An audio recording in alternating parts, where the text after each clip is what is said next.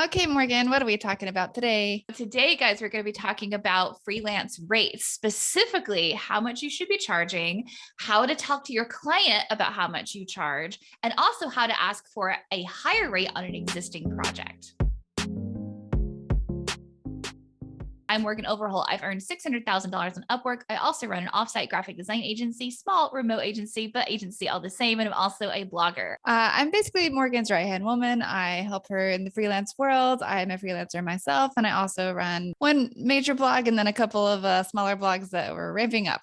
Let's start by talking about how much you should be charging. So first of all, I don't want to get too far into the weeds here because Elena and I recently did a video and we're going to put the card up on the screen so you can see it and click on it. We're also going to put the link in the description below about exactly how to determine your rates. Now that video, I think, is technically named how to determine your graphic design freelance rates, but it works for everybody because basically all you're going to do, and like I said, quick brush up on this topic because it's not what this video is about, but we will quickly touch on the two equations I use.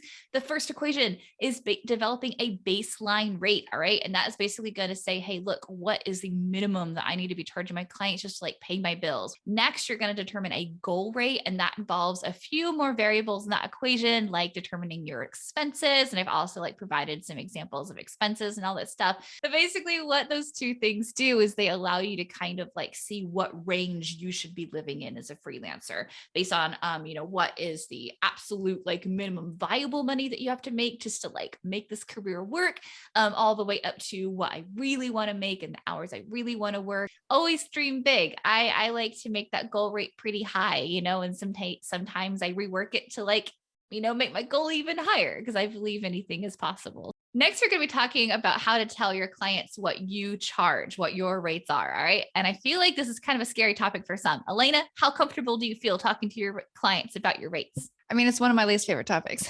I think when you're your own boss, I mean, it's something I probably still struggle with, and it's kind of crazy to admit. I think when you're working yourself and you're kind of selling your time, you tell yourself these lies of, oh, I can do this for less, or oh, I don't really have to make this much, or oh, I could do them a favor, things like that. Like it's lies we tell ourselves, right? Because we undervalue our own time, I think sometimes. I see myself as McDonald's. You see yourself as McDonald's? Well, I see myself as a fancy McDonald's. Maybe I'll use a different expression. Maybe I see myself as a Fleming's. I see myself as Fleming Steakhouse. That was a big jump from McDonald's to Fleming's. When I tell you that the steak is $50, the steak is $50. There's no negotiation because I find I use a lot of different vendors. I, make a lot of purchases of throughout my life, and nobody else in almost any other industry will sit there and be like, okay, well, the price is 50, but how about 40? Like that's not something that we typically do. And the reason that we do that is that we as freelancers allow that to happen. We say, okay, well, yeah, I will negotiate with you. And so we're basically training our clients that that's okay. We basically train the entire industry that, yeah, we can totally negotiate this. So you know what? I really am a big believer and we kind of need to stop. In fact, the only negotiation I will even slightly entertain nowadays is if the client wants to do like a longer retainer or something. So let's say that they want to do like an annual pricing model and we'll give you this X amount of dollars, then maybe there could be a slight discount because that's the only other time I ever see any service discount anything is when you buy annually versus monthly. So like I'm willing to do the same. But as far as my actual rates go, no. And now luckily I get it. I'm in a good place right now in my freelance career. I've been doing this for a really long time. I don't really need more clients at the moment, right? So I have the option to be a little bit more picky and kind of stand my ground. But I do believe that overall we'd be so much better as an industry if we stop negotiating. And if you're worried about getting clients at a higher rate, then sure, start it at a lower rate and see how that goes. But I just am a big believer in standing your ground. That's why I call this topic how to tell your clients what you charge, not how to ask for money, because I tell my clients what I charge.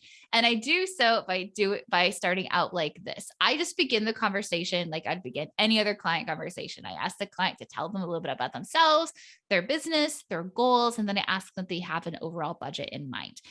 Then I throw out a rough ballpark range as an estimate. And this is so important because I used to burn myself so many times on this topic by telling the client, oh, I think it'll only cost $1,000. Well, then like we've got scope creep, or like we're way over, or it took me longer for some weird reason. So now what I do is I do determine about how much I think it's going to cost based on other similar past projects, right? Because I kind of keep track of all of that stuff. And I even make notes throughout the year about how long things take me. So that way I can kind of keep that information in a non-emotional way, because I find that whenever you're quoting a new project for a client, your emotions are kind of into it a little bit. But when you're keeping notes at a non-emotional time, when you're just literally writing down data, it's so much easier for you to go back and be like, oh, I did a similar project. It took me 20 hours. This is how much I would charge, an anonymous client. And it's so much easier to quote an anonymous project than it is to like quote a project to a person. And what's really great about it is that covers scope creep. It kind of also tells the client that a lot of this is also in their hands. Like if they throw back several rounds of edits, or they're not organized, or they do attempt scope creep, that is probably going to be on the higher end of that 3,000 versus that 1,000. And I find that works just so very well. So what if you have an existing client and you are bursting at the seams with work and it is time to increase your rates? How do you talk to that existing client? All right. So again, I'm all about informing my clients of what's going on versus asking them. I'm not Oliver. I'm not, can I please have some more, sir? I mean, I tell them what's going to happen. All right. And again, this is kind of one of those things where, because I'm more established and because I'm in a good place, I can ask my clients for a higher rate and risk losing them if they decline. But I will tell you, in my entire history of doing this, I cannot think of a single time that my client has said, when I raise the rate, okay, sorry, we're going to go with somebody cheaper. They already know you and love you, and you work with them, and they know that they can trust you.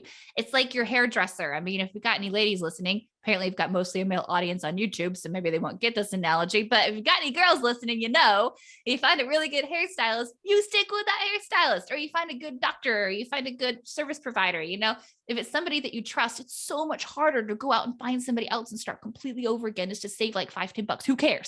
And it is so important to occasionally raise your rates for just things like inflation, for gosh, right now, I don't know when you're watching this, but gas prices are completely insane.